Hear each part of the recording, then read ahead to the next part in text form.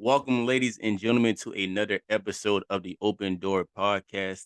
I'm your boy, I'm your friend, I'm young, black, blessed, and highly favored Phaizon Myers. And as always, I'm here with my fellow friends, brothers, and co-host. More than just your friend, I'm your family. It's Myles. It's your boy Kevo, man, as always. Check your eyes, get them blue tint glasses, P. Amazon 2-pack. Go ahead. Too bad, hey, bro. No. That's no. He right though, because I had a blue tin glasses, but I lost them within like maybe 2 weeks. So not gonna buy another pair again. So I got. Irresponsible. Whoa, no. When you, I can't even say that because I own sunglasses and I keep up with those. But when you got 2020, man, you don't really care about glasses, right? You just, here comes the flex. shout out to the 2020 vision people. All right. Not It's nearsighted, really- not farsighted. We're perfect sided. It's not even really for that. You see, he just trying to flex his eyes. Like, this is just Yo, I looking at never, computer screen. I know. That's why I'm like, I didn't even need to say I never met that. somebody to flex their eyesight. That was That's crazy. Crazy work. That's insane. Well, we're just gonna segue into the cozy question. So the cozy question I'm presenting today is: do apologies matter? Right? You oftentimes hear like, and it doesn't really matter what you say; it's about your actions. So, with that being said, do apologies even matter? Apologies with actions matter. Okay, explain that. My mom always told me, one, never say I'm sorry, but always I apologize. And then two, don't apologize for something that you're not going to change. All right, it's like a cause and effect. Because I said I apologize, I better do this instead. And so when you actually have an apology, right? Say, let's use an example. Say I bumped into Myles. You I better not. here you go with the bullshit I show already. you the state champ in wrestling. Oh, Hold the line. Hold the damn line for a second. Hold the damn line, cause hold on real quick, cause now he's talking out his neck as if I don't got the damn ring sitting right here, the damn flex. All right, so back the hell up. All right. I thought you were gonna put a WWE belt up there. flex. I thought you was about to come down with Hey. a belt. Hey man, listen, man, I keep the watch and ring collection up there, so it was at my disposal. But say I bump into Myles because he in my way. As the bigger man, Southern hospitality, because them PG County folks just be acting up sometimes. I'm gonna say, Myles, I apologize, and then after that, it's like a declaration or like a statement. I will make sure it won't happen again, right? And so the first part is acknowledging it. The second part is doing. And so if you're going to say something after the initial statement, then you got to follow it. Or if you don't, you're not a man of your word or a woman of your word or a light of your word. And you're at this point basically a hypocrite because you didn't do what you're going to say you're going to do. So if you're not going to do it, then don't apologize. So that's why I said apologies matter if they have actions behind it. Yeah, I like that. And as Phaizon was saying, like, I think, apologies really can't be empty. So you really have to hold up. I'm trying to talk. So you laughing, it's just not really gonna work well. But basically, apologies, they just can't be empty. Like, if I do bump into Phaizon, I'm gonna look Phaizon up and down because first off, why you bumping into me? PG, we got that strong shoulder. And then I'm gonna say, okay, I'm sorry, I was in the wrong, and it's not gonna happen again. Like what Phaizon's mom said. You feel me? Like, don't say you're sorry if it's not gonna happen again. Now, I also do believe in apologies to de-escalate a situation. Meaning, let's say that you're not truly apologetic, but you just want to kind of de-escalate a situation for right now. I do believe that there's a way of saying, hey, look, my bad. And then you come back to the situation like, yeah, I know I said my bad, but like, can we talk about that now that we're level-headed and things of that nature? That's just my outlook. So hold on, follow up to that. I feel like there's another way of saying that without. I think I'm thinking like perfect case scenario, like you shouldn't have to lie to say something just to come back to it later on to like peel the bandage back off after the de-escalation moment has ended, because I feel like everything can find a compromise, even in the toughest moments, but it's just up to the person to figure out where the compromise is going to be at. Mm. So even in the toughest moments, even when Myles think that he big body to bump into me, and before we have in the Boondocks a nigga moment, like what can I do to de-escalate it before I got Myles on his back and I'm showing him the reason why I'm a state champion? So it's me being the bigger man saying, hey man, I'm not going to apologize to you, but let's just make sure this don't happen again. Right. But that's in a perfect case scenario. I don't think that's like 1 out of a million that's ever going to happen. I'm about to say that'd cause a problem in itself. Somebody be like, "Oh, I'm not going to apologize." I'm not going to apologize to you, but hey, I'm not do it again now. Especially if you were like with your shorty or something, somebody talking to you, you're like, bro, what? you gonna have to squad up. This too much. Go ahead, Kevo, though. Nah, but just to piggyback off both of them, that's facts. Like, it got to come with action if you're going to sit there and apologize. Like, I don't even remember the last time, like, I actually, like, apologized for something. So I don't really, like, care for apologies in that manner. Like, bro, I just don't care for them, just in general. But sounds a little narcissistic. Bro, I'm just saying, like, I personally don't see myself apologizing a lot. I might be like, my fault here and there. You know what I'm saying? You accidentally, bump. My fault, bro. My fault. De-escalate. That's fair. That's how you de-escalate. Oh, country ass. My fault. My fault. My fault. I would like to ask a question in a question then. What's the difference between my fault and an apology? That was good because that was coming up. So my fault. You got it. I like it. It's organic. I like it. It's organic. But I think that's an acknowledgement. I think that a lot of the times, like now we have so many like abbreviations and we talk a lot in like text messages and things like that. So I think in a way it kind of helps so you don't have to sit there and write paragraphs on how you're sorry, but at the same time, a lot of people kind of have to just interpret, what you're saying. It's like, okay, my bad, I'm sorry. For what? You know what I'm saying? Like are you going to expand upon that, or are you just going to leave it as that? You know what I'm saying? Like Kevin, like something to say, my fault. If it just happened, then you kind of both know what you're sorry for, like why you're apologizing, right? But I think there is kind of a difference between like I'm sorry or my fault and like I apologize, right? I think there's a little bit deeper meaning between the two. And, a lot of times we say my fault when it really needs to be an apology, right? It's a little deeper than just 2 words, right? You know what I'm saying? So I that was just, my little 2 cents, but I'd like to hear what y'all saying. Yeah. I think that my fault is just like, I acknowledge it, but I'm not going to go deeper than that, right? I see it for what it is, but you're not going to get more out of me for what I'm saying. Like, my fault is just a common response that we all know, but there's no substance behind it. All right. My fault, dog. Oh shit, I didn't mean to do that. Right. Versus, oh, I apologize. Oh, I did not mean to do that. Oh, forgive me. Anything like that has more intentions with those words than just saying my fault. That's like a very loose, there's nothing concrete when I say my fault that I'm getting any substance out of it from anything that you say afterwards. It's like, oh, you noticed it, but did you really mean what you say? Like, you leave me more questioned than resolved. Versus when I apologize, it's like, oh, you acknowledged it, you understood it, you empathize or sympathize with what I said or what you have done, and then you're now taking actions in your hands to, prevent it from happening again. That's facts. So, go ahead, Kevo. I was just about to say, like, the way society's set up now, it's made like everything like seem soft. So everybody don't even like apologize no more. It's just my fault because they don't want to come off as being like, soft. If I say I'm sorry to somebody, that just automatically makes you feel like, oh, bro, why are you being soft? You know what I'm saying? So if you say like my fault, it's like, bro, I'm still that dude. You know what I'm saying? I'm acknowledging, you know what I'm saying? Making sure everything's straight.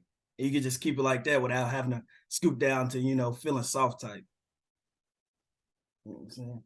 So you had an interesting response, Kevo, because yours sounds more so like you're guarded, like an apology is a sign of vulnerability, Or like my fault is just kind of like a blanket sheet. Mm. But listening to Preston and Phaizon talk, it kind of seems like my fault is like a head nod. Everybody in the Black community understands what a head nod is. It's just the sign of respect. It's the head nod.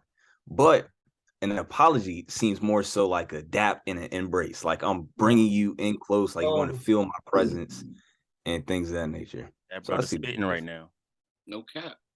Now, so as I was, kind of looking up the topic, they kind of broke down kind of different forms of apologies, right? So you kind of have like they call it the empty apology, which is I'm sorry, I said I'm sorry, right? So it's kind of like you're saying you're sorry, but you're kind of like, you're kind of trying to leave it just at that, kind of like the my fault. That kind of relates to like the my fault. They said they also have the excessive apology, where somebody's kind of like using I'm sorry, I feel bad, oh my goodness, my bad. You're kind of using a whole bunch of terms repeatedly back and forth, right? And they kind of switch. They're saying they kind of switch the narrative from that other person's feelings to their own feelings, right? They're trying to make themselves a victim, right? Because now they're putting all of those apology words repeatedly back to kind of make it like, oh my goodness, like it's about me now, right? And then they also have the incomplete apology, where it's basically like, I'm sorry that this happened, right? They don't really care. Like, you know what I'm saying? They're not really acknowledging what happened, right? It's kind of like, I'm sorry that this happened to you. Kind of like, kind of like people, unfortunately, like when people unfortunately pass away, I'm sorry that this happened to you. Like, yeah, then people, they really don't really, not necessarily like everybody's situation, but a lot of the time, then people don't really understand the weight of it. They don't really care like that, right? Yeah. They're just saying, I'm sorry that this happened, just to kind of send something out there. And then we also have the denial, where it says, this simply wasn't my fault, right? Like, I don't know why I got to say I'm sorry. It wasn't my fault, right? So it just wasn't even on me for real. I'm just, just saying it. But so they were saying like there's kind of different forms of apologies in there that, people kind of use here and there. And I think that it's just interesting, because I think a lot of the times you just kind of default to just something like, okay, we don't think it's that deep. So you're not going to sit here and apologize, kind of like what Kevo said. Like, why am I going to make myself look like I'm weak and I'm trying to over here apologize all when something wasn't that deep, right? When in actuality, we don't know if it was that deep, right? Because I think a quote that I like that I wrote down that I kind of had in the back of my head for this whole time, kind of how this whole topic kind of came up. It was, your apology needs to be as loud as the disrespect was. So no. Run that back one more time. Run that back. Turbo. I'm gonna run it back for the people that weren't really listening. So it says, your apology needs to be as loud as the disrespect was. So within that, I just want to hear y'all thoughts on that, just on the quote itself. Just on the quote itself. I'm gonna take a little break for y'all to kind of understand what that. But that makes sense though, because no matter if you did something intentionally or accidentally that made you have to apologize, you need to have that same effort from what you actually did in the first place, just for it to match what you actually did beforehand, right?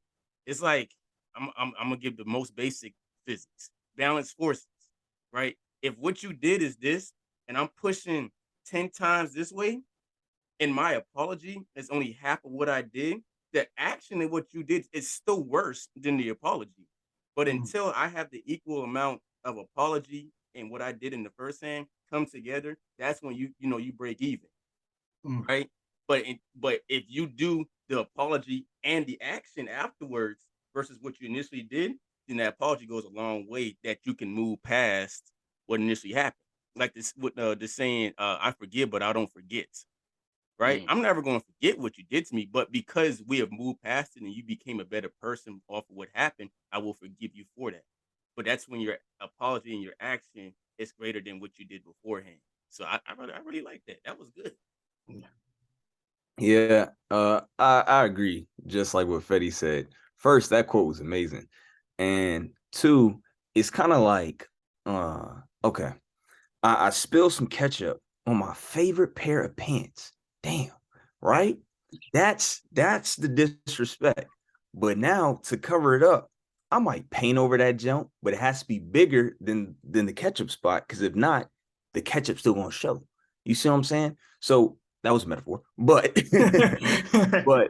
to summarize it, I like it because it then now makes you thoughtful of your apology. Like you can't just empty apology, like what you said, or incomplete apology. You have to fully think it out. You have to now come with more paint so that nobody knows that you spilled anything on your pants and the design was meant to be like that.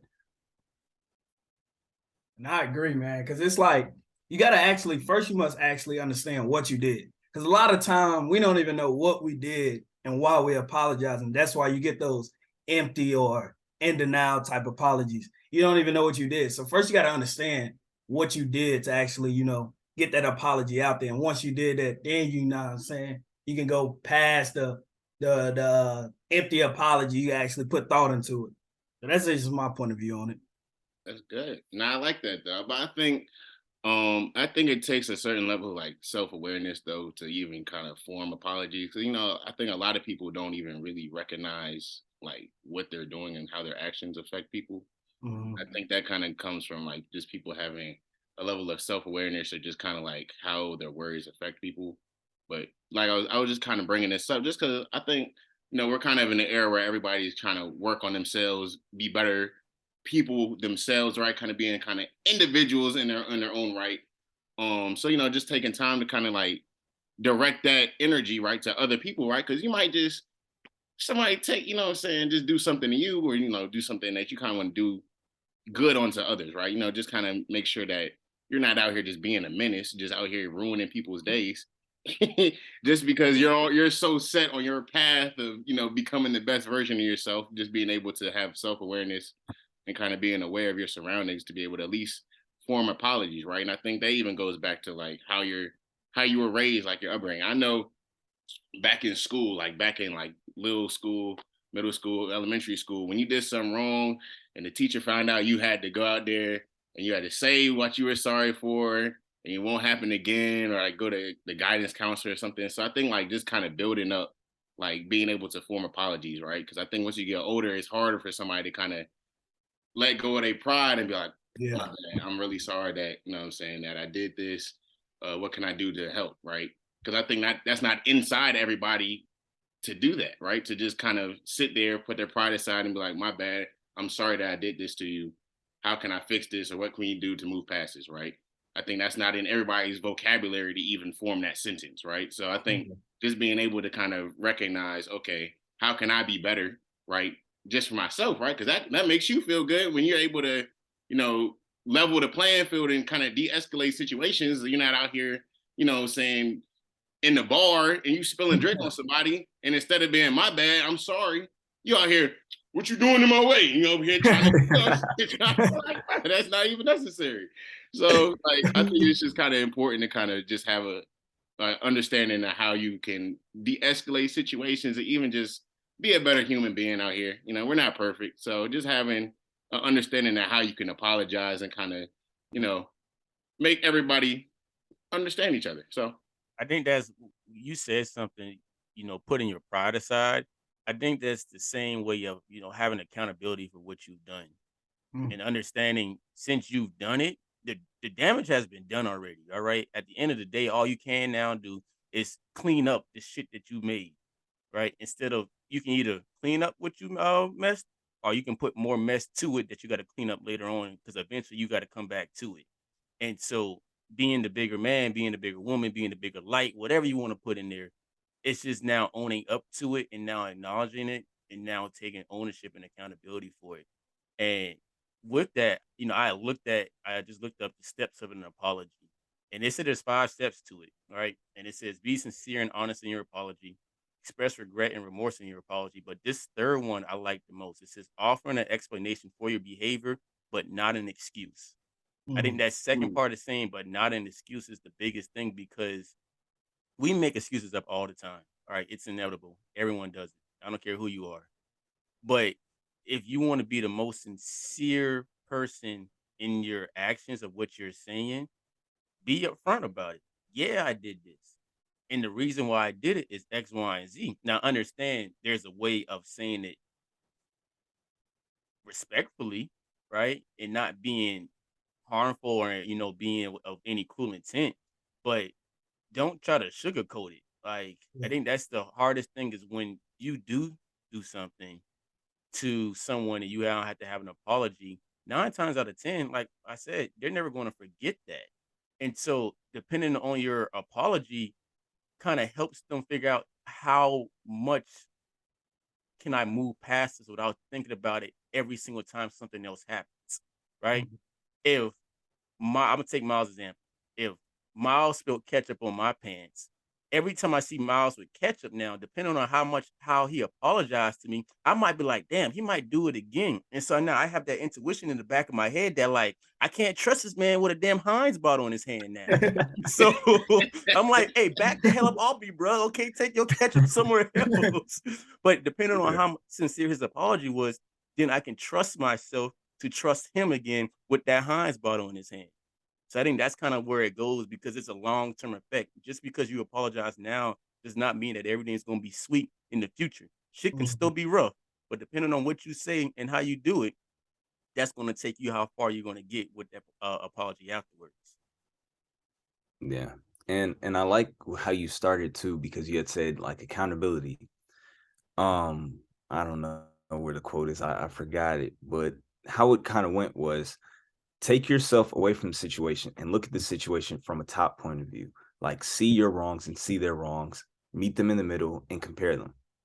And ever since I heard that, like it has helped calm me down a lot because sometimes, like today, a dude cut me off in traffic and I could have gotten mad, but I'm like, we're in traffic. He could be rushing home. He's not going to stop, slow down, wind down his window and give me an apology. Or I can get upset, honk on my horn. And now we have a traffic issue just because of that. So instead of looking for an apology, I kind of gave him an apology on my behalf, if that made sense, of forgive and forget. You know what I'm saying? So I think that like what you had also said about the ego, you have to kind of calm down your ego. It's very easy for us to be egotistic creatures and say, that MF forgot me effed up. You see what I'm saying? But that's just going to cause a bigger situation that's going to need a bigger apology. So I think how we control our reactions, that's going to help limit the apologies because then there's going to be no need for it.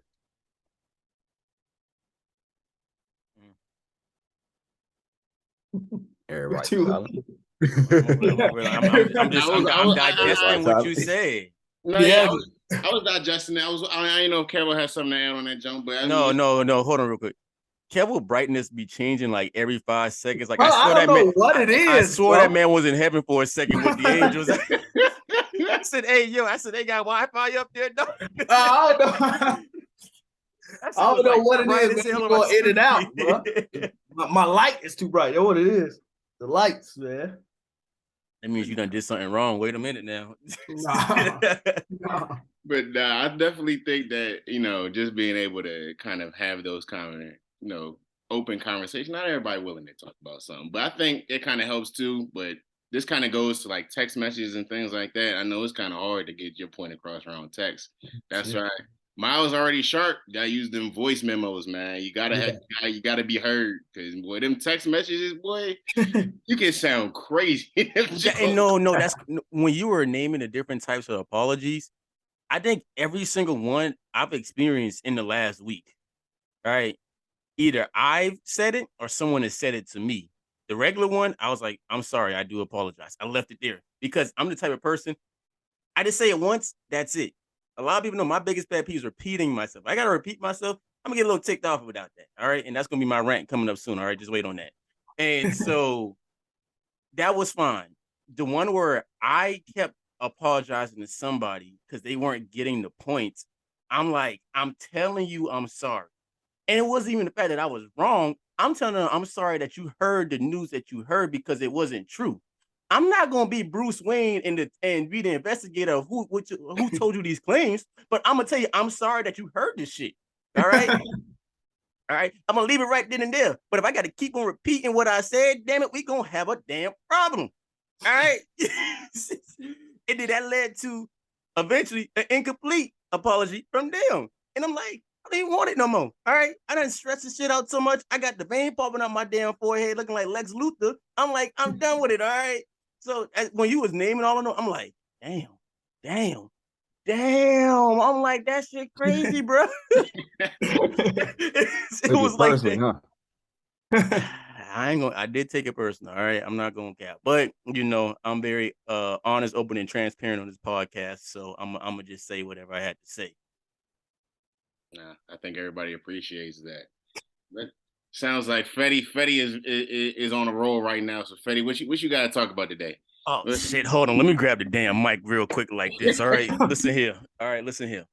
Not saying too much, but for work, I work in construction, right? So I manage a project I'm currently on, right?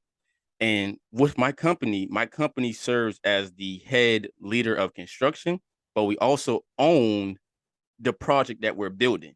And so we basically have two teams, the construction team and an ownership team. In a perfect world, everything works out fine, right? They ask, can we make this? We says, yeah, we got you. We work the people that actually build it. All fine and dandy. We get to a beautiful end. Everyone's happy. We make money. People get to do whatever they want to do in these places, so forth on. Not today, all right? Because just because that happens, you need time, all right? Time is the essence of all things. I'm going to say that one more damn time. Time is the essence of all motherfucking things, all right? I said this off the mic beforehand, so like they already understand what I'm about to get at because I'm about to get real pissed off, all right? Our developer, right, one of the people from the ownership team comes down to the job site, and they decided that they wanted to make a very drastic change to the project that was at hand. That's fine if we haven't already started building the project. We have already started building the project. In their mind, they're saying, oh, well, we just make this minor change now, we'll make a profit off of it on the back end in the first month or two.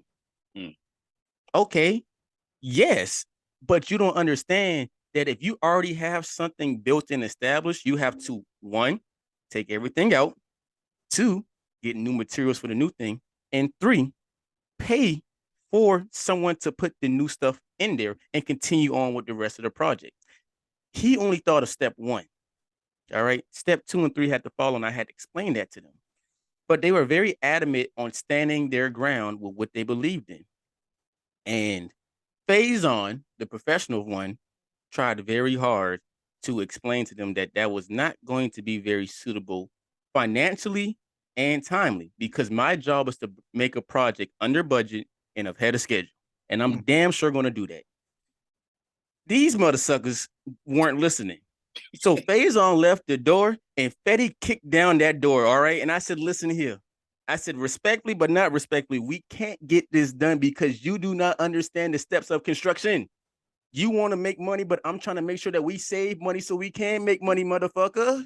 All right. And so until you realize that, we're not going to get anywhere. So go back to your office, go back to your desk, go back to your WebEx camera, and let me handle the shit on site. All right. I am the one, hold on, that wears the fucking boots in the fucking site. All right. Boots is crazy. All right. I do this shit. Okay. Let me run this. All right. Yes, I'm new to this, but we are all new to this. But at the end of the day, I am always true to this. So understand and follow me. All right. Tupac said, follow me. All right. Follow me into whatever he said after that. All right. But that shit Hail pissed me. Mary. Hail Mary, come with me. All right.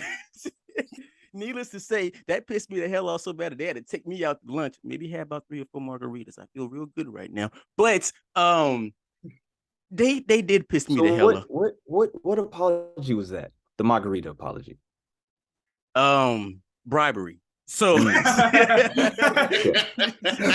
what that was. All right. Because I think at the end of the day, we can't get too personal with our work, but I was very close to that threshold that I was about to jump over the line. I was about to see Charleston, South Carolina, Fort Dorchester High School, Phaizon Myles come out. All right. Not North Carolina A&T, Phaizon Myles. All right. That's a very drastic difference, ladies and gentlemen. You don't want that one right there, because I can sound real geeky and real cut up when I start talking like that. All right. Shout out Joseph Murray. All right. So needless to say, I think I got my point across. I hope so. Tune in again next week after we have a couple more days in the work schedule, if I haven't choked the hell out somebody and I still have a job. But that's my rant, Preston. I yield my time back to you. Sounds like that Florida atmosphere is getting to him. Florida man coming soon. Definitely adapting well. He's adapting well.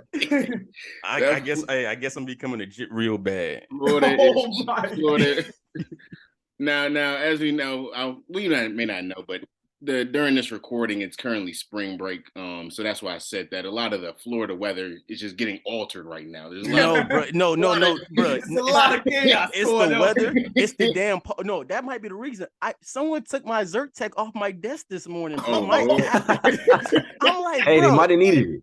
Okay, there's like 25 pills in it. Just take one. I'm not gonna be mad if you take one. Don't take all 25. You took the whole bottle, bro. Zyrtec is expensive, bro. They're trying to kill me, bro. I'm over there. Yeah. Over there. That was definitely that was a hit. That was a hit. That was a hit.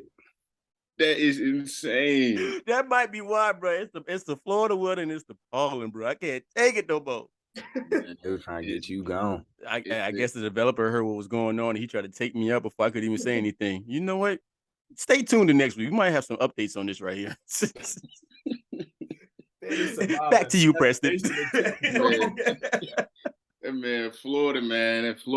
I'm surprised he didn't get a pet gator yet, but hey man, the grill's coming in soon, and then whatever the twist hair is, I'm gonna come in with that. Wigs. I'm gonna get some wigs, bro. I'm gonna be over there like,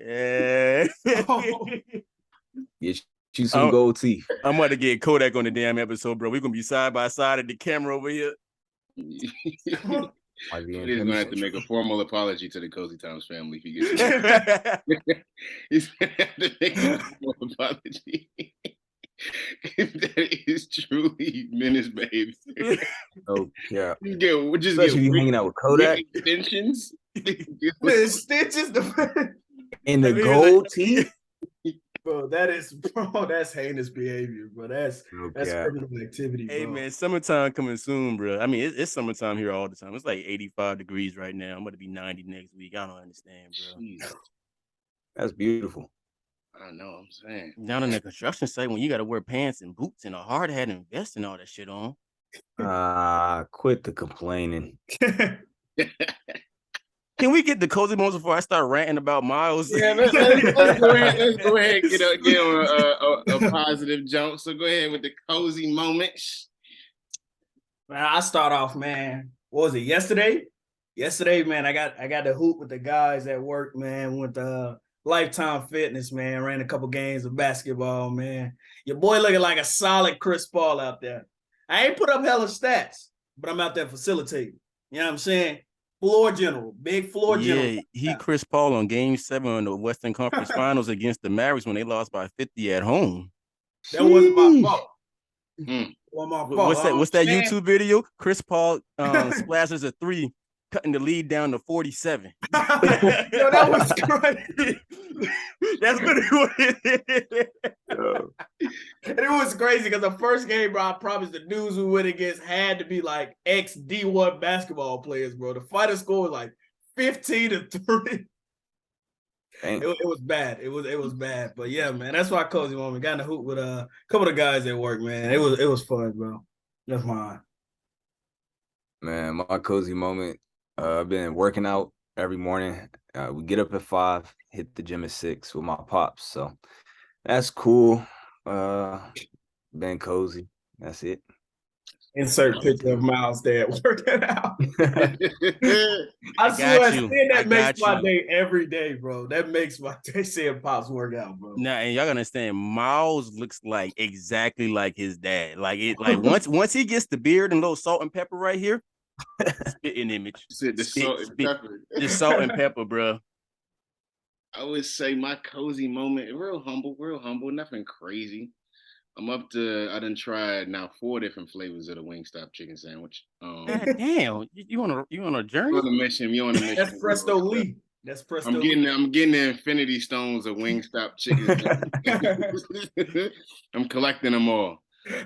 Still, on my journey, right? This is scientific, experiments we're doing right now. As so far, the lemon pepper flavor is still the best.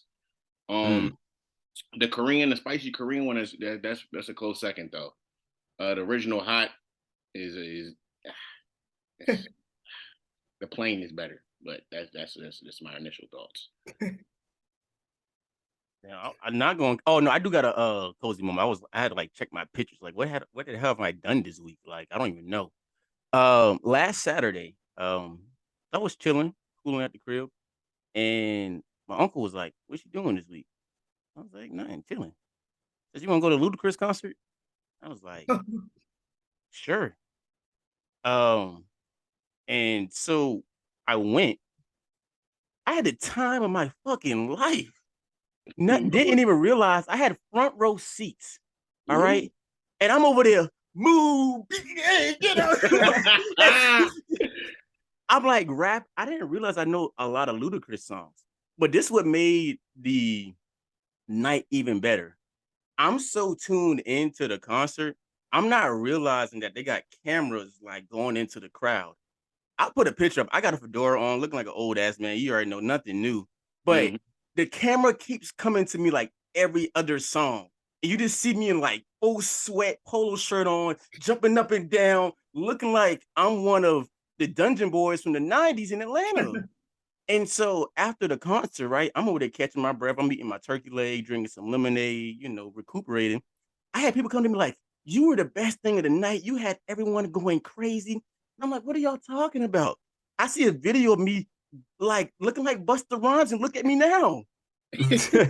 Like going work, like you would have thought I was Chris Bridges and he was the fan. So I was like, "Oh damn." So I went through and it was a little fair. It's called a Strawberry Festival, but it's basically like another fair in Tampa. And I'm going through all like just walking around. They're like, "You were great. You were great. You were great." And I'm like, "What the fuck was this cameraman showing, bro?" Like I still don't know to this day how I looked like, but they would say that I was T. So you should have That's been the on most Hey. petty shit ever. in the words of Lil Wayne, He shout was out my man moshing at a Ludacris. Ludacris concert. Bro, my favorite song by Ludacris is "Pimpin' All Over the World," and when I heard Yes, that, sir. I was like, "Hey, the fancy cuts, it will be the caviar, you know who we are, all over the world." So, hey, 10 out of 10, very, very good stage performance, good set. He even remixed some of the beats to his songs to like back that ass up in the Jay-Z beat. Like it was T. I was over there like I should have had my damn fitted cap on instead, but cozy moment though. Hey, that's great. Nah, that's great. Man, that sounds good, man. I think we had a good episode today. I'm not gonna lie. I think we can go ahead and wrap it up. Hold on, wait. We got one more thing real quick. All right. Yeah. I mean, I wore this for a specific reason. Yeah. Yeah. So we got 4 A&T Negroes on this podcast, right? And so we can't go without saying a happy belated birthday to our illustrious institution that was founded in 1891, headed by the head man himself, Harold L.C. Martin Sr., maybe, I think. But to our beloved school and to our listeners who have attended, who are going to attend, and who don't even know yet, but y'all will be attending A&T. Happy birthday to all y'all, man. We the reason why A&T is the way it is now, right? We got insurance people in here. We got a blind person that works at Oracle. We got Myles, who is traveling the world and about to sell a damn Bugatti. You got me, who's ready to slap people in development. A&T brings out great people, man. And so to all HBCUs and all, everybody, we love you. But for right now, it's Aggie damn proud, all right? I yield my time back to you, Preston. That's great. 132 years ain't nothing slight. That's just Aggie pride, man. I was trying to look up how old we are. I didn't know that. I was literally on Wikipedia. I was like, wait, what's 2023 minus 1891? Quick math. And I'm supposed to be the damn engineer here. That's a damn problem. Nah, yeah, you got it, bro. I see the post like 132. That's pretty impressive. That's pretty good, man. Hey, man, Aggie damn proud. All right. Oof. I think it's been. We go ahead and say what we gotta say. Get up out of here, man. You supposed to end it, Preston. Hey, you supposed to lead it. We talked about this last episode. I do my Spanish joke. Yeah, he gotta do his Spanish No, joke. because you leading it now. You got to start it off. I said I got the Spanish this time, bro. You know, I'm getting in it. Okay. You You put him on the spot. He forgot the lyrics. And as always, we say, You gotta say be blessed. You're not going to say it, Preston? okay, I thought we bounce off. I thought, all right. And as always, we say, be blessed. Don't stress. Stay cozy. Hasta luego, muchachos and muchachas. Hey, yo. See, I told you I got it, man. All right, a little Espanol. Muchacha.